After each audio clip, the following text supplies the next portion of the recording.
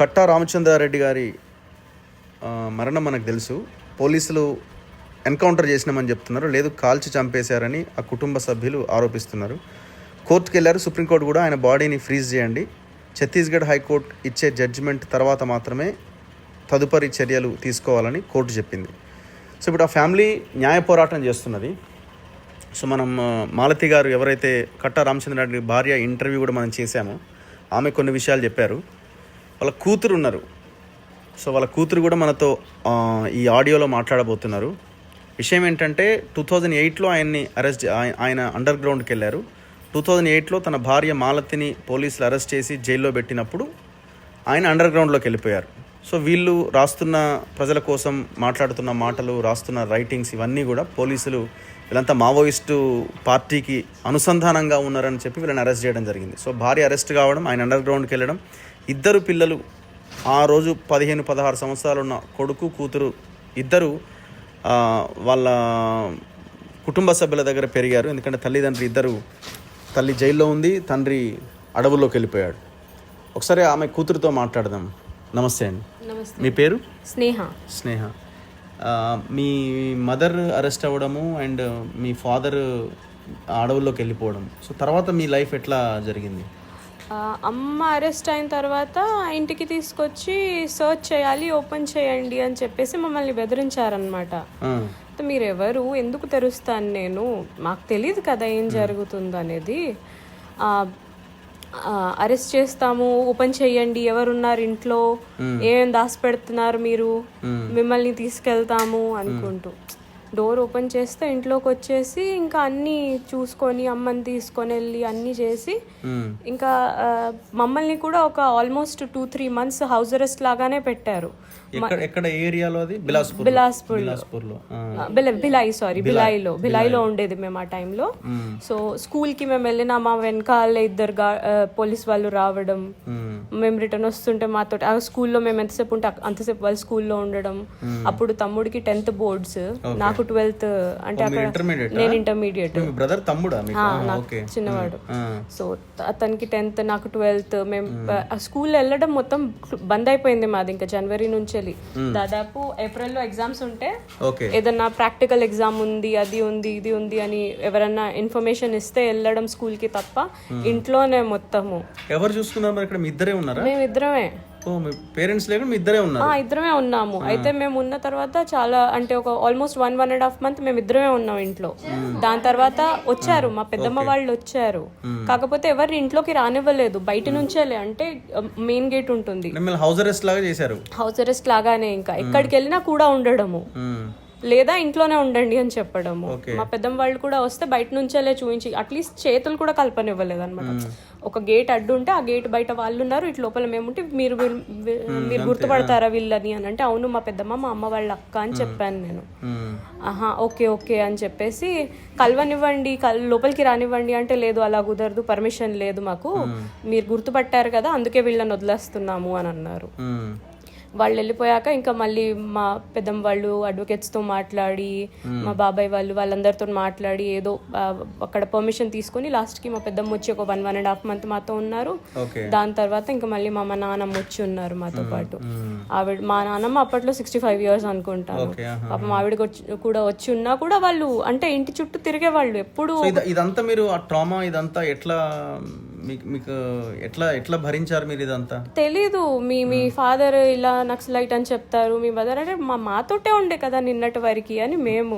మా ఫాదర్ నిన్ననే వెళ్ళారు ఈవినింగ్, ఇవాళ వచ్చి మీరు మదర్ని ఇలా పట్టుకున్నారు, ఏంటి ఇది మీరు నక్సలైట్ అని చెప్తున్నారు ఏంటి అని అంటే, ఇదిగో మీ ఇంట్లో గన్స్ దొరికాయి అని అంటారు. ఎక్కడున్నాయండి అంటే ఏదో బ్యాగ్ చూపిస్తారు. ఆ బ్యాగ్ మా ఇంట్లో లేనే లేదు కదా అంటే, లేదు మీ ఇంట్లో నుంచే తీసాము అంటారు. ఏమేమి తీసుకెళ్లారు మీ ఇంట్లోంచి? అన్ని తీసుకెళ్లారు, ఏది ఉన్నా తీసుకెళ్ళారు. నా సర్టిఫికెట్స్ కూడా తీసుకెళ్లారు, నావి కూడా తీసుకెళ్లారు. మళ్ళీ అమ్మే వాళ్ళని అనిందంట, పాప ఏం చేసుకుంటారు సర్టిఫికెట్స్, అమ్మవి నాన్నవి తీసుకెళ్లారు, నాది తీసుకెళ్లారు. ఇక తమ్ముడు ఇంకా చిన్నోడు అని చెప్పేసి వదిలేశారు, తీసుకెళ్లారు. నీది కూడా ఇన్వాల్వ్మెంట్ ఉంది అని అంటే, నేను స్కూల్కి వెళ్తున్నాను నేనేం చేశాను అని నేను. అయితే ఇంకా మమ్మల్ని డైలీ ఎవరన్నా ఒకరు వచ్చి ఇంటర్వ్యూ చేసేవాళ్ళు డైలీ. ఒక అంటే ఆల్మోస్ట్ ఒక 10 days డైలీ మార్నింగ్ ఈవినింగ్ షిఫ్ట్స్లో వచ్చేవాళ్ళు. అడిగిన క్వశ్చన్సే అడగడము. మీరు కొన్ని ఫొటోస్ చూపించి మీరు వీళ్ళని చూసారా, వీళ్ళు మీ ఇంటికి వచ్చారా, మీరు ఎప్పుడన్నా అడవుల్లోకి వెళ్ళారా అంటే స్కూల్కి వెళ్ళే వాళ్ళం, మేము ఎక్కడికి అడవుల్లోకి వెళ్తాం, మాకు ఎవరు తెలుసు, మాకేమీ తెలీదు దీని గురించి అనేసి మేము. సో మీ మదర్ జైలుకి వెళ్ళిన తర్వాత ఆమెను బయటికి తీసుకురావడానికి ప్రయత్నాలు ఇవన్నీ ఎట్లా? అది ఇంకా మేము ఇక్కడికి వచ్చిన తర్వాతే మొదలయ్యాయి. మాకు అక్కడేం తెలీదు, ఎవరిని అప్రోచ్ అవ్వాలో తెలీదు. అయినా అప్రోచ్ అవుదామన్నా కూడా వీళ్ళు మమ్మల్ని బయటికి వెళ్ళనివ్వడం లేదు కదా. ఇక్కడికి వచ్చాక ఇంకా మళ్ళీ ఇక్కడ సంఘాల వాళ్ళు వచ్చి కలిశారు మమ్మల్ని, చెప్పారు ఇలా అని చెప్పేసి. మా మామయ్య మా బాబాయ్ ట్రై చేశారు. మీ ఫాదర్ అండర్ గ్రౌండ్కి వెళ్ళిపోయారని మీకు ఎట్లా తెలిసింది? వాళ్ళే చెప్పారు, పోలీస్ వాళ్ళే చెప్పారు. దొరకట్లేదు, ఎక్కడికి వెళ్ళాడు, అడవుల్లోకి వెళ్ళుంటాడు అంటే మాకు తెలియదండి, ఆయన పని మీద వెళ్తున్నాను 2-3 రోజుల్లో వచ్చేస్తానని చెప్పి వెళ్ళారు అని మేము అంటే, లేదు అక్కడికే వెళ్ళారు, మీకు తెలిస్తే చెప్పు, ఇంకెవరున్నారు చెప్పు అనుకుంటూ. ఏ రోజు నాన్న మీతో మాట్లాడింది? అదే 2008 జనవరిలోనే లాస్ట్ నేను చూసాను, అంతే. చూడడం కూడా అదే లాస్ట్, చూడడం, కలవడం, మాట్లాడడం అదే బాగా ఇంకా ఆల్మోస్ట్ 17-18 years అయిపోయింది చూసి నేను. ఎట్లా ఉండేవాళ్ళు మీతో? బాగుండేవాళ్ళు చాలా. అంటే నిజం చెప్పాలంటే మా అమ్మ కన్నా కూడా మా నాన్నతోటే నాకు ఎక్కువ క్లోజ్ బాండ్ ఉండేది. చాలా ప్రేమగా చూసేవారు, నాకు చదువుపిచ్చేవారు. ఆయన టీచర్ కదా, ఎలాగో మాకు స్టడీస్ లో హెల్ప్ చేసేవారు. సో ఇంకా ఏ రోజు కూడా చూడలేదు? ఇంకా చూడలేదు, తర్వాత కలవడమే కుదరలేదు. బాడీ నేను వెళ్ళలేకపోయాను, చిన్న బాబు ఉన్నాడు నాకు.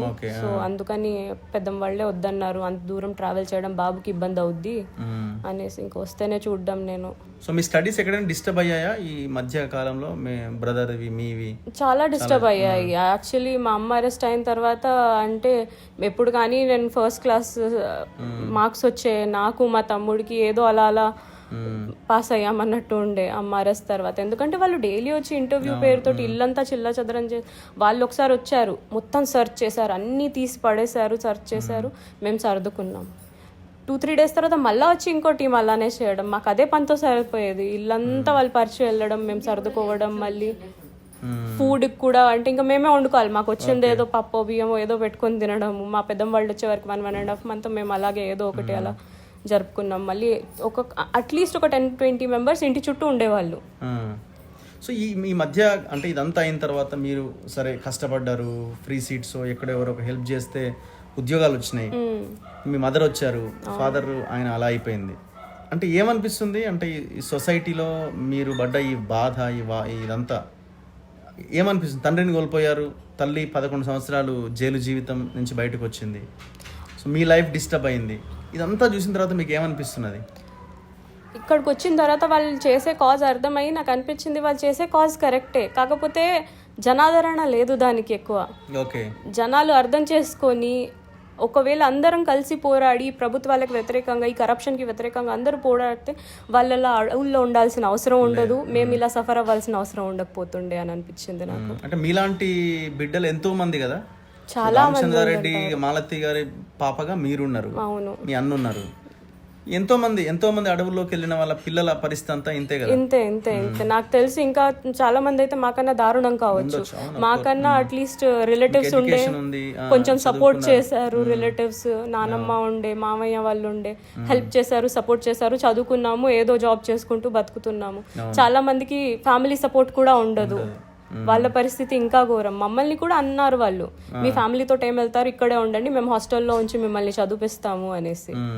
నాకు అర్థమైపోయింది అక్కడ ఏంటంటే ఆల్రెడీ ఇంట్లో ఉంటేనే ఇంత చుట్టూ తిరుగుతున్నారు, వాళ్ళు చెప్పిన హాస్టల్లో ఉంటే మమ్మల్ని ఇంకా ఎంత ఉంచుతారు అని చెప్పేసి మేము లేదు మీతో అయితే ఉండము, మమ్మల్ని అక్కడికి పంపించండి, అక్కడ ఎలాంటి పరిస్థితి ఉన్నా అక్కడ ఉంటాం మేము అని అంటే పంపించారు లాస్ట్కి. ఇంకా మీరు 10th class లో ఉన్నారు కదా అప్పుడు, మీ మదర్ ఏమో 12th లో ఇంటర్మీడియట్ లో ఉన్నారు, మీ మదర్ జైల్లో ఉన్నారు. అవును.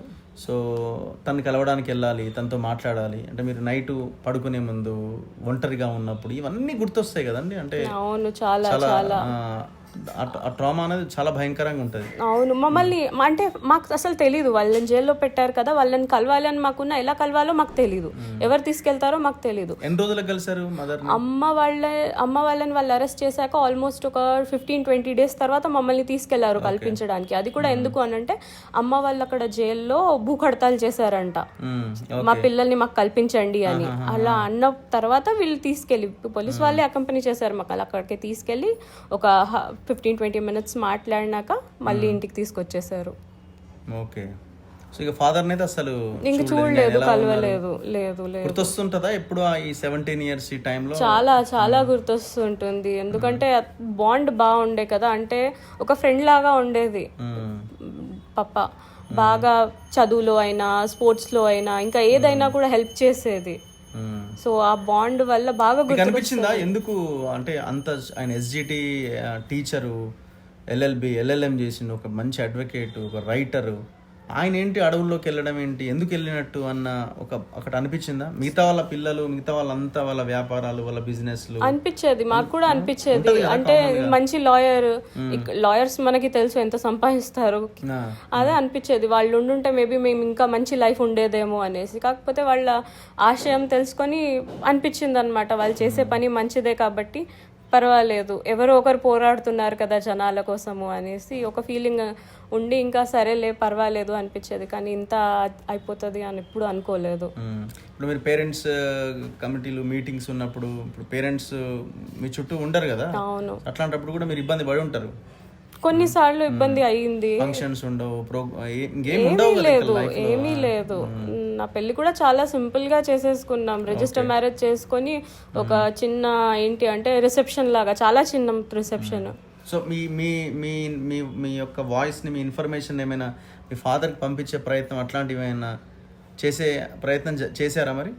అట్లీస్ట్ నాకు అంటే మాకు తెలియదు కదా ఎలా కాంటాక్ట్ అవ్వాలి, వాళ్ళు ఎక్కడో అడవుల్లో. ఏమైనా లెటర్ల ద్వారా మీ పేరుని ప్రస్తావిస్తే ఏమైనా మాట్లాడడం జరిగిందా, లెటర్ ఆర్ సంథింగ్? ఎలాంటి కమ్యూనికేషన్ లేదు.